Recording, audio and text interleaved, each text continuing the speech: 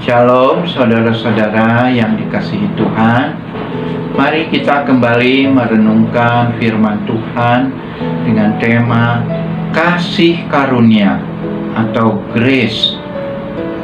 Terdapat dalam kitab Wahyu 22 ayat 21. Kasih karunia Tuhan Yesus menyertai kamu sekalian. Amin. Ada ilustrasi saya termasuk orang yang menyukai rumah yang dipenuhi ventilasi, perputaran udara yang sehat, dan cahaya matahari bisa masuk menerangi rumah. Selalu menjadi pertimbangan untuk memilih sebuah rumah. Saya tidak menyukai rumah yang gelap, tertutup, atau terisolasi dari lingkungan. Ada rumah yang terang benderang, ada pula rumah yang gelap. Dan saya tidak berbicara soal penerangan dengan mempergunakan lampu. Saya berbicara mengenai keadaan rumah di siang hari, ketika matahari bersinar cerah. Apakah matahari pilih kasih dalam bersinar? Tentunya tidak. Matahari bersinar untuk menerangi apapun yang ada di muka bumi ini, termasuk rumah kita. Cobalah bangun sebuah ruang tanpa jendela sama sekali, hanya tembok dan atap saja. Maka tidak peduli bagaimana cerahnya matahari bersinar, suasana di dalam akan tetap gelap gulita. Matahari siap menerangi seisi rumah kita, tetapi hanya rumah dengan jendela lah yang bisa menerima sinarnya. Semakin banyak jendela di rumah kita, maka semakin banyak pula cahaya matahari yang masuk. Ilustrasi di atas saya kira tepat untuk menggambarkan bagaimana kasih karunia Allah bekerja atas diri kita. Kasih karunia dicurahkan Allah kepada semua manusia tanpa terkecuali. Bagaikan matahari yang bersinar menerangi bumi, mengalahkan kegelapan. Tetapi tidak semua orang menyadari bahwa kasih karunia yang begitu besar itu memang disediakan bagi mereka. Akibatnya, mereka tidak memiliki cukup jendela iman untuk menerima kasih karunia itu masuk ke dalam diri mereka. Banyak manusia memang tidak menyadari akan hal ini. Para rasul mengerti akan hal itu. Itulah sebabnya para rasul bergerak kemana-mana, mewartakan kabar gembira mengenai kasih karunia ini dengan tidak mempedulikan diri mereka sekalipun. Lihatlah apa kata Paulus dalam perpisahan yang mengharukan dengan para penatua di Efesus. Dalam Kisah Para Rasul 20 ayat 24 berkata, "Tetapi aku tidak menghiraukan nyawaku sekalipun, asal saja aku dapat mencapai garis akhir dan menyelesaikan pelayanan yang ditugaskan oleh Tuhan Yesus kepadaku untuk memberi kesaksian tentang Injil kasih karunia Allah." Kasih karunia merupakan sebuah kabar penting dalam pemberitaan Injil, sehingga kita melihat Paulus menuliskan mengenai kasih karunia ini dalam semua surat-suratnya. Bahkan ayat terakhir dalam Injil pun menyebutkan tentang kasih karunia. Kitab Wahyu 22 ayat 21 berkata, "Kasih karunia Tuhan Yesus menyertai kamu sekalian. Amin." Apa sebenarnya yang dimaksud dengan kasih karunia?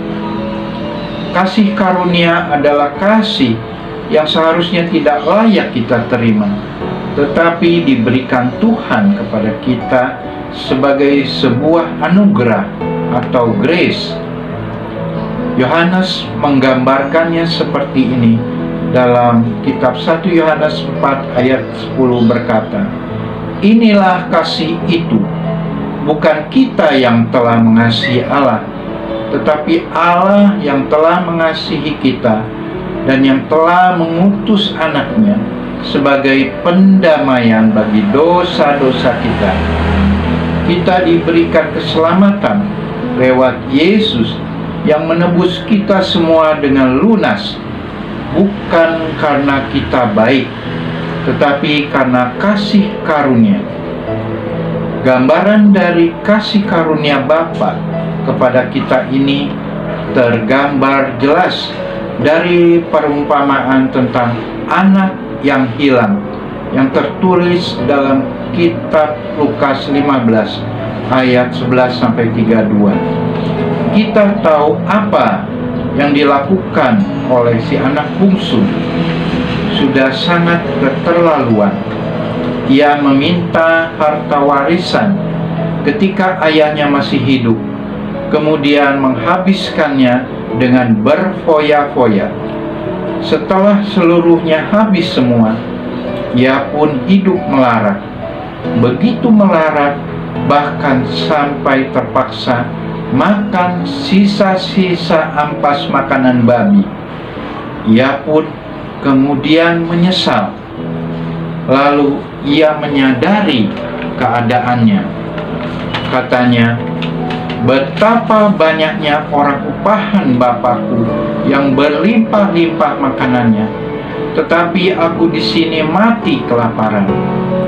Aku akan bangkit dan pergi kepada Bapakku dan berkata kepadanya, Bapa, aku telah berdosa terhadap sorga dan terhadap Bapa. Aku tidak layak lagi disebutkan anak Bapa. Jadikanlah aku sebagai salah seorang upahan Bapa." Ia tahu bahwa ia berdosa, dan karena dosa itu seharusnya ia tidak layak lagi atas apapun. Bahkan apabila bisa menjadi seorang upahan saja, itu sudah beruntung.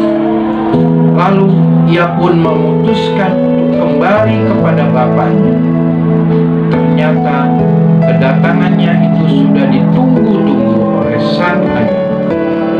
Alkitab menggambarkannya dengan begitu indah. Ketika ia masih jauh, ayahnya telah melihatnya, lalu tergeraklah hatinya oleh belas kasihan. Ayahnya itu berlari mendapatkan dia, lalu merangkul dan mencium dia. Saya membayangkan sang ayah terus menanti kepulangan anaknya dengan terus memandang jauh ke depan.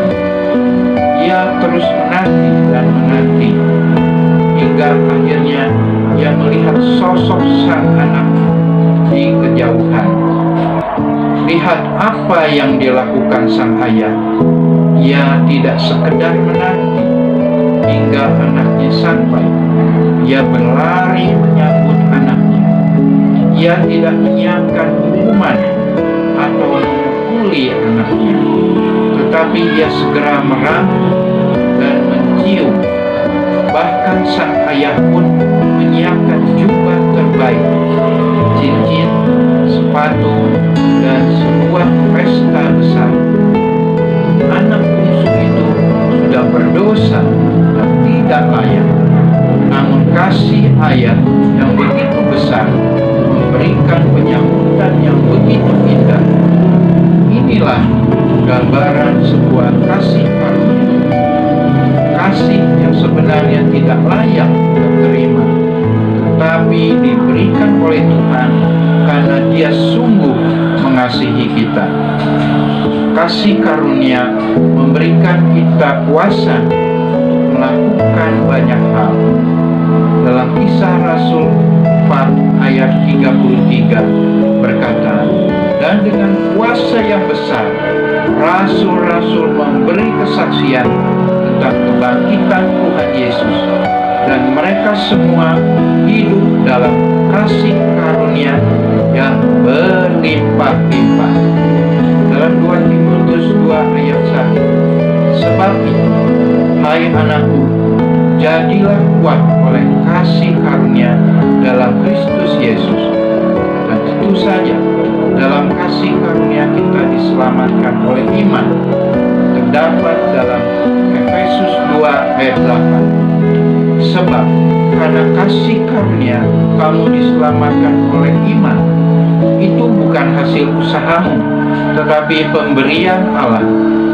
Semua ini sudah diberikan Tuhan kepada semua orang, termasuk Anda dan saya." Bagaimana bangunan diri kita saat ini? Apakah kita masih merupakan bangunan bertembok tebal tanpa jendela? Kasih karunia yang dicurahkan Tuhan tidak akan bisa masuk ke dalam diri kita apabila kita tidak mempunyai cukup jendela iman untuk menampungnya. Ingatlah bahwa kasih karunia Tuhan itu bagaikan matahari yang bersinar untuk semuanya. Tapi hanya rumah dengan jendela yang cukuplah yang bisa menerimanya. Kasih Tuhan dicurahkan kepada kita bukan karena kita mengasihi Allah, tetapi karena Tuhanlah yang telah mengasihi kita. Kemampuan kita menjalani kehidupan ini bukanlah karena kekuatan, kemampuan, dan juga pikiran kita, tetapi semuanya adalah karena kasih karunia Allah semata. Iman kepada kasih karunia Tuhan itulah yang menyelamatkan kita. Jika Tuhan ingin dekat dengan kita, maka bagaimana dalam menjalani kehidupan ini? Kita semakin mengenal Tuhan, semakin akrab bersama Tuhan yang ada dalam diri kita, sehingga kita tidak memakai pikiran kita untuk mengenal Tuhan dalam hidup ini, tetapi kita memakai iman untuk dapat menjalani dan memahami tentang apapun yang terjadi. Kitab suci berkata, "Barang siapa yang percaya pada Kristus tidak akan dipermalukan." Jika kita semakin membuka hati kita dikuasai oleh Tuhan, maka akan semakin banyak perbuatan Tuhan yang sesungguhnya jauh dari jangkauan pikiran dan kemampuan kita. Disitulah kebesaran dari kasih karunia Tuhan yang memberikan dirinya untuk keselamatan kita. Jika kita percaya kepada Tuhan Yesus sebagai juru selamat, maka Tuhan tidak akan pernah membiarkan kita berjalan sendiri. Kasih karunia memampukan orang percaya Kristus untuk hidup bagi Allah, memuliakan Kristus dan berbuat baik sesuai kehendak Allah. Karena itu, Rasul Paulus melarang orang Kristen menjauh dari kasih karunia Allah dengan menasehati dalam Ibrani 12 ayat 15 berkata, "Jagalah supaya jangan ada seorang pun menjauhkan diri dari kasih karunia Allah, agar jangan tumbuh akar yang pahit yang menimbulkan kerusuhan dan yang mencemarkan banyak orang." Tetapi justru Paulus memerintahkan orang Kristen agar jadilah kuat oleh kasih karunia dalam Kristus Yesus. dan bahwa di dalam kasih karunia ini kita berdiri dan kita bermegah dalam pengharapan akan menerima kemuliaan Allah. Senada dengan Paulus, Rasul Petrus memberikan nasihat yang penting dan sangat berharga ketika berkata, "Tetapi bertumbuhlah dalam kasih karunia dan dalam pengenalan akan Tuhan dan Juru Selamat kita, Yesus Kristus. Baginya sekarang dan sampai selama-lamanya." Semakin baik kita akan menjalani hidup sebagai orang percaya. Cara untuk bertumbuh dalam pengertian akan kasih karunia berarti bertumbuh dalam pengetahuan akan Yesus Kristus. Sebab kasih karunia bukanlah suatu konsep yang abstrak, tetapi suatu pribadi. Kata Yunani yang diterjemahkan dalam pengenalan adalah gnosis, yang berarti pengetahuan yang sebenarnya. Dengan demikian, cara kita bertumbuh dalam kasih karunia adalah dengan mengenal Yesus Kristus melalui persekutuan yang akrab dengan Dia. Karena makin baik kita mengenal Yesus, makin banyak kita mengalami kasih karunia-Nya. Puji Tuhan, haleluya. Dilanjutkan. Mari kita baca 1 Korintus 15 ayat yang ke-10. Tetapi karena kasih karunia Allah, aku adalah sebagaimana aku ada sekarang. Dan kasih karunia yang dianugerahkannya kepadaku tidak sia-sia. Sebaliknya, aku telah bekerja lebih keras daripada mereka semua. Tetapi bukannya aku, melainkan kasih karunia Allah yang menyertai aku. Kasih karunia adalah bantuan dan kekuatan dari sorga yang kita terima melalui Tuhan Yesus Kristus. Singkatnya, kasih karunia adalah kuasa dari Tuhan Yesus. Kita tidak berdaya ketika harus mengasihi orang yang membenci kita. Kita tidak mampu mendoakan orang yang menghancurkan hidup kita. Kita perlu kekuatan sorgawi, yaitu kasih karunia, untuk bisa melakukan itu semua. Hanya dengan mengingat kembali akan kasih karunia Tuhan yang besar itu, kita baru bisa mengasihi orang tanpa syarat apapun. Mari kita minta kasih karunia Tuhan sehingga kita mampu mengasihi dan berbuat baik kepada sesama. Kita buang kekhawatiran hidup kita. Rasa khawatir tidak ada gunanya sama sekali. Kita sedih untuk hal yang telah terjadi, tetapi kekhawatiran untuk hal yang belum tentu terjadi. Matius 6 ayat 27. Siapakah di antara kamu yang karena kekhawatirannya dapat menambahkan sehasta saja pada jalan hidupnya? Rasa khawatir membuat hidup kita lesu. Oleh sebab itu, jangan khawatir lagi. 1 Petrus 5 ayat ke-7 sampai ke-8. Serahkanlah segala kekhawatiranmu kepadanya, sebab Ia yang memelihara kamu. Sadarlah dan berjaga-jagalah. Lawanmu si iblis berjalan keliling sama seperti singa yang mengaum-ngaum dan mencari orang yang dapat ditelannya.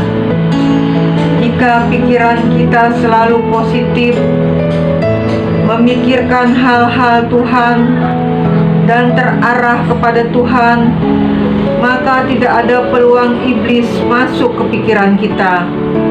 Kita harus membentengi pikiran kita. Jangan pernah membiarkan pikiran kita kosong. undang Tuhan Yesus masuk dan menguasai pikiran dan hati kita. Dalam Mazmur 46 ayat yang kedua berkata, Allah itu bagi kita tempat perlindungan dan kekuatan.